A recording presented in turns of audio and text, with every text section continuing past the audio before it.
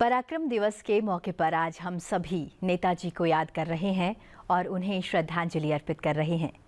नेताजी सुभाष चंद्र बोस भारत के स्वतंत्रता संग्राम के अग्रणी नेताओं में शामिल थे, जो साहस, त्याग और देशभक्ति की अद्भुत मिसाल हैं। नेताजी कहते थे, सफलता हमेशा असफलता के स्तंभ पर खड़ी होती है, इसलिए किसी को भी असफलता से घबराना नहीं चाहिए। सुप्रभात, मैं हूं दीक्षा कोहली आपके साथ। सबसे पहले नजर डालते हैं मुख्य गतिविधियों पर। समान नागरिक संहिता कानून ही है एकमात्र समाधान, बोले उपराष्ट्रपति जगदीप धनखड़। न्यायपालिका के दुरुपयोग को बताया सुशासन के लिए गंभीर खतरा। सुशासन की चुनौतियों से निपटने के लिए ठोस कदम उठाने की अपील। स्वास्थ्य और कृषि क्षेत्र में सरकार ने किए अहम फैसले। राष्ट्रीय स्वास्थ्य मिशन 5 वर्ष और जारी। कैबिनेट ने किया रॉ जूट के लिए 2025-26 सीजन का न्यूनतम समर्थन मूल्य तय, एमएसपी भी मंजूर। गणतंत्र दिवस 2025 की फुल ड्रेस रिहर्सल आज। महाकुंभ, विरासत और विकास की झांकियां होंगी आकर्षण का केंद्र। 16 राज्यों और 10 मंत्रालयों की झांकियां दिखाएंगी स्वर्णिम भारत की तस्वीर। कर्तव्य पथ पर भारतीय संस्कृति और सैन्य ताकत का होगा भव्य प्रदर्शन। पराक्रम दिवस के मौके पर देश कर रहा नेताजी सुभाष चंद्र बोस को याद। संविधान सदन के ऐतिहासिक केंद्रीय कक्ष में नेताजी को अर्पित की जाएगी श्रद्धांजलि। प्राइड द्वारा आयोजित विशेष कार्यक्रम में युवाओं को मिलेगा नया दृष्टिकोण और नेताजी की प्रेरणा को किया जाएगा जीवंत। और केंद्रीय मंत्री मनसुख मांडविया करेंगे आज से खेलो इंडिया विंटर गेम्स का उद्घाटन। लद्दाख और कश्मीर की वादियों में होगा खेल की प्रतिभाओं का प्रदर्शन। इससे पहले खेल मंत्री ने किया खो खो वर्ल्ड कप विजेताओं का सम्मान। भारत के खो खो खिलाड़ियों को बताया देश का गौरव।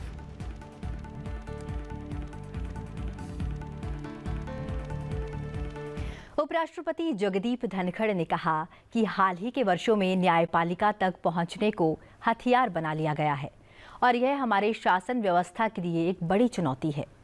भारतीय लोकतांत्रिक नेतृत्व संस्थान के प्रतिनिधियों के साथ उपराष्ट्रपति आवास में बातचीत करते हुए उपराष्ट्रपति जगदीप धनखड़ ने कहा कि देश में हमारे पास मौलिक अधिकार हैं जो हमें न्यायपालिका तक पहुंचने का अधिकार देते हैं, लेकिन पिछले कुछ दशक में इसे दूरी और दूसरी तरह का हथियार बना लिया गया है, जो हमारे शासन, हमारे लोकतांत्रिक मूल्यों के लिए एक बड़ी चुनौती है। Fundamental right in the country, and the right is we can access judiciary. It's a fundamental right. But in last few decades, access to judiciary has been weaponized. It has been weaponized to a level, it is posing a great challenge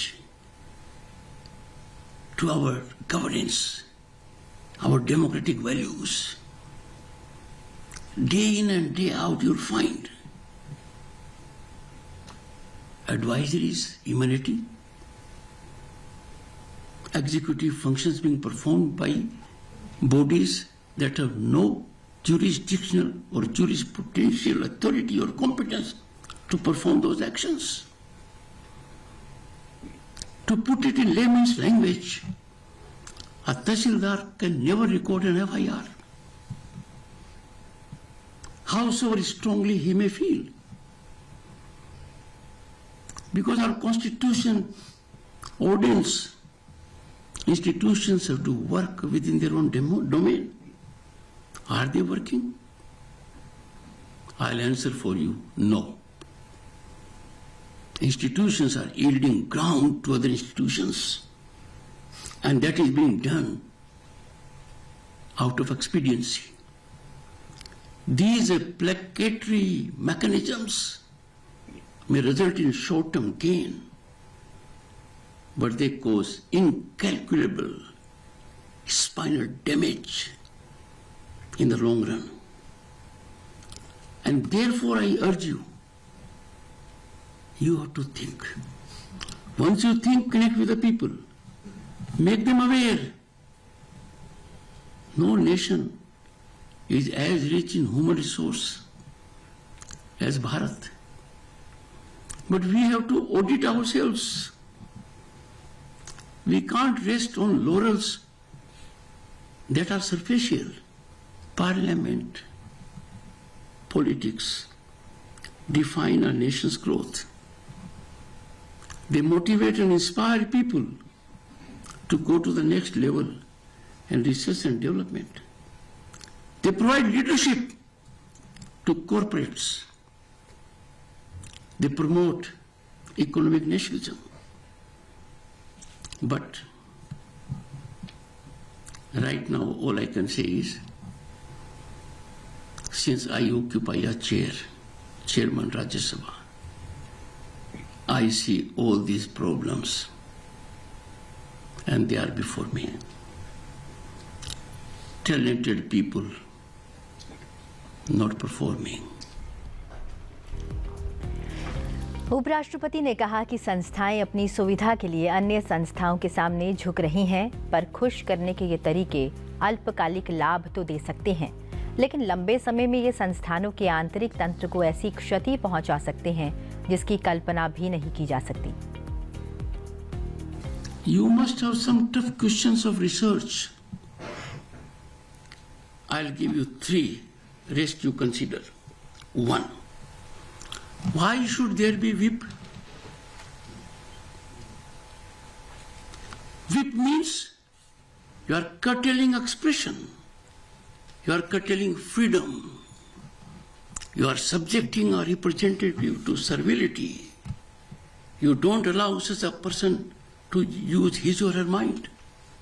Examine whether US has whip or not. Find out in last 10 years how decisions of Senate have been influenced by persuasion. But when you issue a whip, there is no persuasion.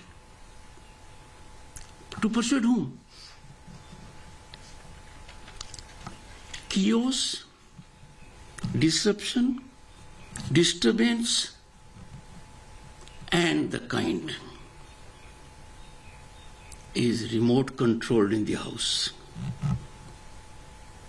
They step in the temple with firm determination to carry out a command that this day is a day of dysfunctioning the parliament or legislature. Examine it.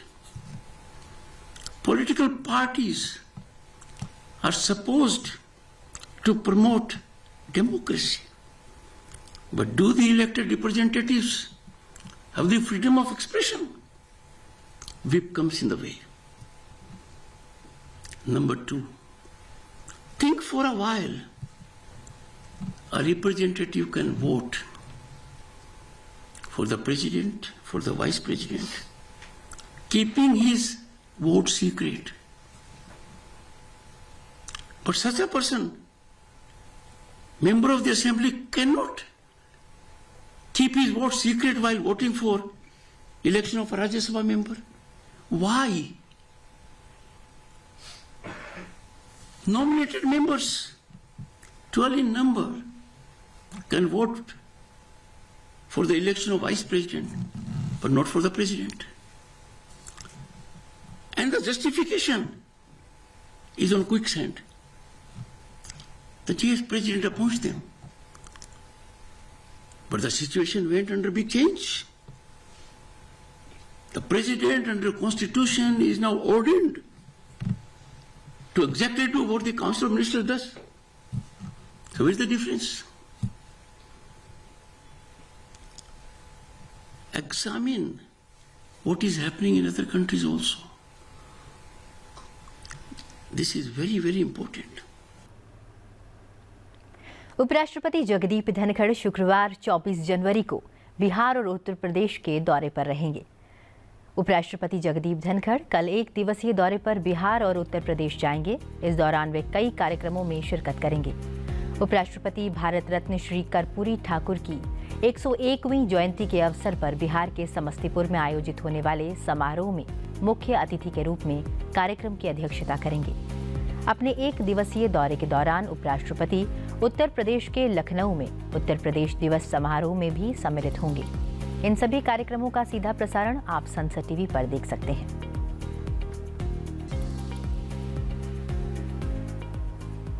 भारतीय रक्षा लेखा सेवा और भारतीय दूरसंचार सेवा के परिवीक्षाधीनों के एक समूह ने राष्ट्रपति भवन में देश की राष्ट्रपति द्रौपदी मुर्मू से मुलाकात की। राष्ट्रपति ने कहा कि वे भारत की विकास यात्रा में एक परिवर्तनकारी क्षण में अपनी सेवाओं में शामिल हो रहे हैं। उन्होंने अधिकारियों से कहा कि भारत के समावेशी विकास और इसे वैश्विक रूप से अधिक प्रतिस्पर्धी बनाने में उनकी भूमिका महत्वपूर्ण होगी। उन्होंने उन्हें अपने कर्तव्यों का पालन करते समय हमेशा नागरिक केंद्रित दृष्टिकोण अपनाने और बढ़ावा देने की सलाह दी। Digital inclusion is the essence of digital India. Digital inclusion in turn promotes financial inclusion and boosts economic growth. India Stocks has contributed to financial inclusion by providing secure digital infrastructure.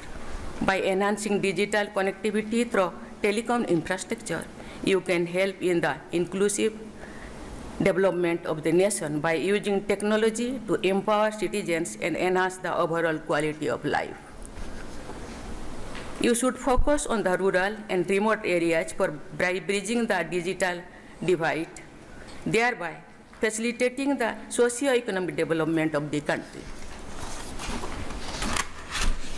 You have an important role to play in achieving the vision of Atmanirbhar Bharat. You need to focus on research and development in telecom sector to ensure the safety and security of the telecommunication network. A competitive landscape ensuring availability of new communications technologies is central to our economic growth. प्रधानमंत्री नरेंद्र मोदी की अध्यक्षता में केंद्रीय मंत्रिमंडल ने बुधवार को राष्ट्रीय स्वास्थ्य मिशन को अगले 5 वर्ष तक जारी रखने की मंजूरी दे दी है। केंद्रीय मंत्री पीयूष गोयल ने पत्रकारों को मंत्रिमंडल बैठक में लिए गए फैसलों की जानकारी देते हुए बताया कि मिशन ने पिछले 10 वर्षों में ऐतिहासिक लक्ष्य हासिल किए हैं। उन्होंने बताया कि 2021 से 2022 के बीच लगभग 12 लाख स्वास्थ्यकर्मी राष्ट्रीय स्वास्थ्य मिशन यानी कि NHM से जुड़े और भारत ने NHM के तहत कोविड-19 महामारी के खिलाफ डटकर लड़ाई लड़ी। था नेशनल हेल्थ मिशन को आगे भी चालू रखने का 5 साल के लिए नेशनल हेल्थ मिशन को आगे कंटिन्यू करने का आज अहम फैसला कैबिनेट ने लिया है। नेशनल हेल्थ मिशन के द्वारा जिस प्रकार के ऐतिहासिक टारगेट्स को मीट करने का काम गत 10 वर्षों में माननीय प्रधानमंत्री जी के नेतृत्व में हुआ है, उसके कुछ अहम बिंदु मैं आपके साथ साझा करना चाहूँगा।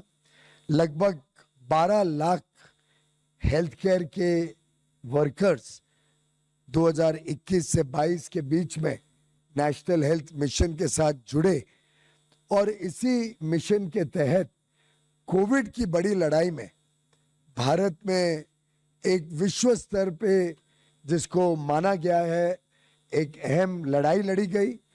220 करोड़ से अधिक कोविड वैक्सीन के डोजेस और पूरे के पूरे डिजिटल कनेक्टिविटी के साथ, डिजिटल लॉगिन के साथ 220 करोड़ से अधिक कोविड-19 के वैक्सीन डोजेस देश भर में दिए गए, देश के कोने कोने में दिए गए, चाहे घने जंगल हो, चाहे ऊंचे पहाड़ की चोटी हो, हर एक व्यक्ति को कोविड वैक्सीन कैसे पहुंचाना, ये माननीय प्रधानमंत्री जी की एक बहुत बड़ी देश के प्रति संवेदनशीलता की पहचान बनी और देशवासियों को सुरक्षित रखने का एक सुरक्षा कवच बना।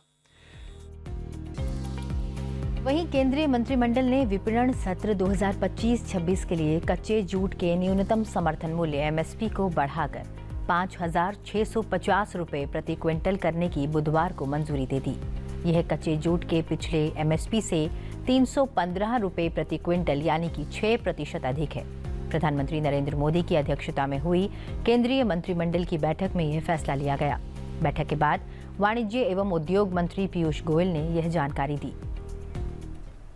इस वर्ष 2025-26 के सीजन के लिए रॉ जूट की एमएसपी इसी आधार पर लगभग 6% बढ़ाई गई है।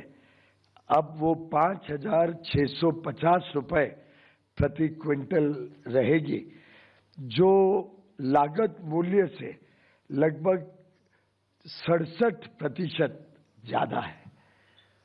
तो 5,650 प्रति क्विंटल एमएसपी रॉ जूट पर लागत से 67% अधिक, पिछले साल की तुलना में 315 रुपए बढ़त, जो 6% बनती है।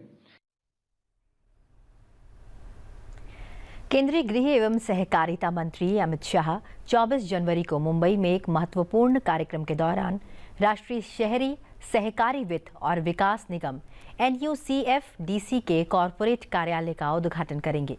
इस अवसर पर प्रधानमंत्री नरेंद्र मोदी के सहकार से समृद्धि विजन को और अधिक सशक्त बनाने के लिए सहकारिता क्षेत्र में अनेक महत्वपूर्ण पहलों का शुभारंभ किया जाएगा। इस दौरान अमित शाह अंतर्राष्ट्रीय सहकारिता वर्ष 2025 के दौरान गतिविधियों के वार्षिक कैलेंडर का विमोचन, देश भर में 10,000 नवगठित बहुउद्देशीय सहकारी समितियों के प्रशिक्षण कार्यक्रम और प्राथमिक सहकारी समितियों के लिए रैंकिंग फ्रेमवर्क का शुभारंभ भी करेंगे। इसके तहत सहकारी समितियों को आधुनिक प्रबंधन, वित्तीय नियोजन, डिजिटलीकरण और सुशासन पर विशेष प्रशिक्षण प्रदान किया जाएगा। कुल 11,352 बहुउद्देशीय सहकारी समितियों के लिए 1,135 प्रशिक्षण कार्यक्रम आयोजित किए जाएंगे। प्रत्येक कार्यक्रम में 50 प्रतिभागियों का प्रशिक्षण कर कुल 56,760 लोगों को प्रशिक्षित करने का लक्ष्य रखा गया है।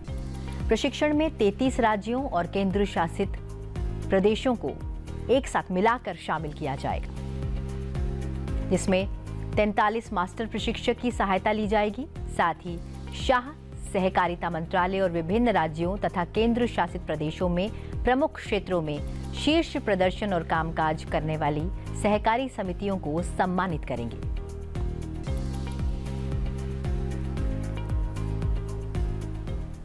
राजधानी दिल्ली में 26 जनवरी को 76वें गणतंत्र दिवस समारोह को लेकर तैयारियां अंतिम चरण में पहुंच गई हैं।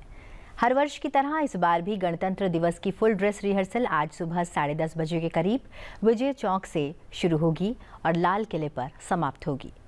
26 जनवरी की परेड से पहले आज यानी कि 23 जनवरी को फुल ड्रेस रिहर्सल होनी है। इसको लेकर दिल्ली पुलिस ने ट्रैफिक एडवाइजरी जारी कर दी है। फुल ड्रेस रिहर्सल का वही रूट होगा जो गणतंत्र दिवस पर परेड का होता है।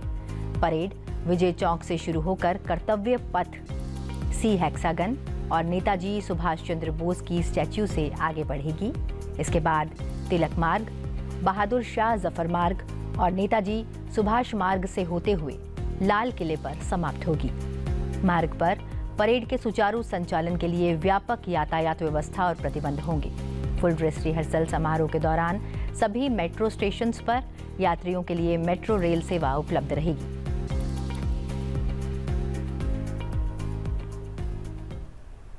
भारत अमेरिका संबंधों के भविष्य को लेकर उत्साहित विदेश मंत्री डॉक्टर एस जयशंकर ने कहा कि नए ट्रंप प्रशासन की इस संबंध को आगे बढ़ाने में स्पष्ट रुचि है। डॉक्टर एस जयशंकर से जब 20 जनवरी को अमेरिका के 47वें राष्ट्रपति के रूप में डोनाल्ड ट्रंप के शपथ ग्रहण समारोह के दौरान उन्हें पहली पंक्ति में सीट दिए जाने के बारे में पूछा गया तो उन्होंने भारतीय पत्रकारों से कहा कि प्रधानमंत्री नरेंद्र मोदी के विशेष दूत के साथ स्वाभाविक रूप से बहुत अच्छा व्यवहार किया जाता है। डॉक्टर एस जयशंकर अमेरिकी सरकार के निमंत्रण पर यहां आए थे और उन्होंने शपथ ग्रहण समारोह में भारत का प्रतिनिधित्व किया। विदेश मंत्री ने कहा कि पिछले 3 दिनों में उन्हें ट्रंप प्रशासन के लगभग आधा दर्जन कैबिनेट मंत्रियों से मिलने का अवसर मिला। डॉक्टर एस जयशंकर ने कहा कि साफ तौर पर रिश्ते को आगे बढ़ाने में अमेरिका और भारत दोनों की दिलचस्पी है।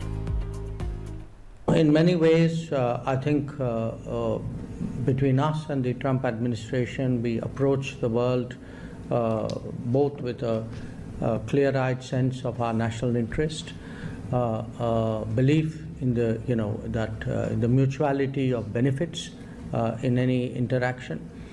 I think we have a very strong degree of trust today between India and the United States, a very high level of convergence of our interests.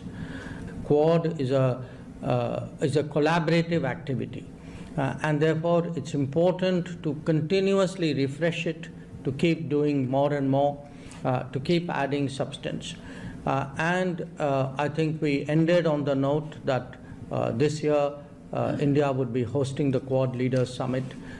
So between now and the summit, what are the new ideas, the fresh activities that we could contemplate? So we felt that this was something which our team should get to work to, and we ourselves as ministers committed ourselves to monitoring it and meeting as required. आज पराक्रम दिवस है, यानी कि नेताजी सुभाष चंद्र बोस की जयंती के अवसर पर देश भर में उन्हें श्रद्धांजलि दी जा रही है। हर वर्ष 23 जनवरी को नेताजी सुभाष चंद्र बोस की जयंती के मौके पर पराक्रम दिवस के रूप में पूरा देश इस दिन को मनाता है। नेताजी के पराक्रम को सम्मान और सराहने के लिए वर्ष 2021 में प्रधानमंत्री नरेंद्र मोदी ने इस दिन को पराक्रम दिवस के तौर पर मनाने का ऐलान किया था। तभी से इसे पराक्रम दिवस के तौर पर मनाया जाने लगा। Whether we survive or not, we are confident that India shall be free. Netaji Subhash Chandra Bose, a name that even today infuses the spirit of patriotism in every citizen of India. Born on 23rd January 1897 in Odisha, Bose was a staunch patriot since childhood and grew up to become one of the towering figures in the Indian freedom movement. One of Bose's most notable achievements was the formation of the Azad Hind Fauj. Under his leadership, the Azad Hind Fauj played a very important role in India's struggle for independence. In order to honor and remember his indomitable spirit and selfless service to the nation, the government in 2021 decided to celebrate Netaji Subhash Chandra Bose's birth anniversary every year as Parakram Divas. The aim is to inspire the people of the country, especially the youth, to act with fortitude in the face of adversity as Bose did, and to infuse in them a spirit of patriotic fervor. Netaji का जीवन परिश्रम ही नहीं, पराक्रम की भी पराकाष्ठा है। नेताजी ने भारत की आजादी के लिए अपने सपनों, अपने आकांक्षाओं को तिलांजलि दी। ये नेताजी थे जिन्होंने पूरी ताकत से मदर ऑफ डेमोक्रेसी के रूप में भारत की पहचान को विश्व के सामने रखा। तुम मुझे खून दो, मैं तुम्हें आजादी दूंगा. With this slogan, Netaji Subhash Chandra Bose valiantly fought the British and inspired many others to make the dream of an independent India a reality. His contributions remain deeply embedded in the collective memory of the nation. Bharat के पराक्रमी एवं महान सपूत नेताजी को संसद TV भी नमन करता है। बढ़ते हैं अगली खबर की ओर। भारत ने रविवार को इंदिरा गांधी स्टेडियम में इतिहास रच दिया जब खो खो पुरुष और महिला टीमों ने अपने अपने वर्ग में विश्व कप ट्रॉफी जीती। इस बड़ी उपलब्धि के लिए दोनों टीमों को केंद्रीय युवा मामले और खेल मंत्री डॉक्टर मनसुख मांडविया ने सम्मानित किया। डॉक्टर मनसुख मांडविया ने दोनों टीमों के प्रयासों की सराहना की और सोशल मीडिया प्लेटफॉर्म एक्स पर लिखा, आज मैंने भारतीय पुरुष और महिला टीमों से मुलाकात की जिन्होंने पहला खो खो विश्व कप जीतकर इतिहास रच दिया। विश्व स्तर पर भारत के पारंपरिक खेल को गौरव दिलाने के लिए दोनों टीमों को बधाई और उनके भविष्य के लिए शुभकामनाएं। पूरे देश को आप पर गर्व है। वर्ल्ड कप इंडिया में आयोजित हुई और एक अच्छा मैसेज भी गया। मैंने स्वयं ने भी प्रयास करा है और आप दोनों टीम वर्ल्ड चैंपियन हुई है, मेरी ट्रेडिशनल गेम्स में हुई है, तो मैं और एफर्ट करके आप लोगों को एशियन गेम्स में खेलने का अवसर मिले, उसके लिए मैं प्रयास करूंगा। और जब हम 2036 में ओलंपिक होस्ट करने की अपेक्षा रखते हैं, प्रयास करते हैं, प्लानिंग कर रहे हैं, तब मैं चाहता हूं कि 2036 तक हम हमारे खो खो स्पोर्ट्स को ओलंपिक्स तक पहुंचा दे, ये स्पिरिट से काम करने की हमारी जिम्मेवारी बन जाती है। केंद्रीय खेल मंत्री डॉक्टर मनसुख मांडविया आज लेह लद्दाख में नवांग डोरजे स्टोपदान स्पोर्ट्स में खेलो इंडिया विंटर गेम्स का उद्घाटन करेंगे।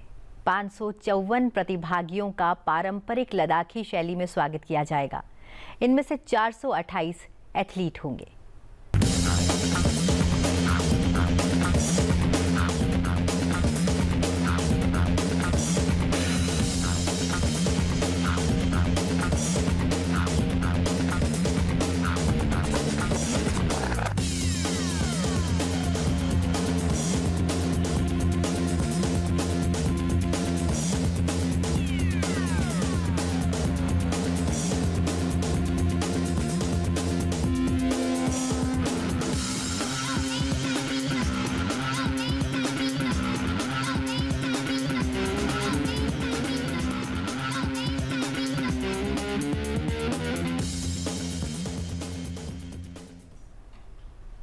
खेलो इंडिया विंटर स्पोर्ट्स का पहला आयोजन लेह लद्दाख में होगा और उसके बाद दूसरा चरण जम्मू कश्मीर की वैली में होगा।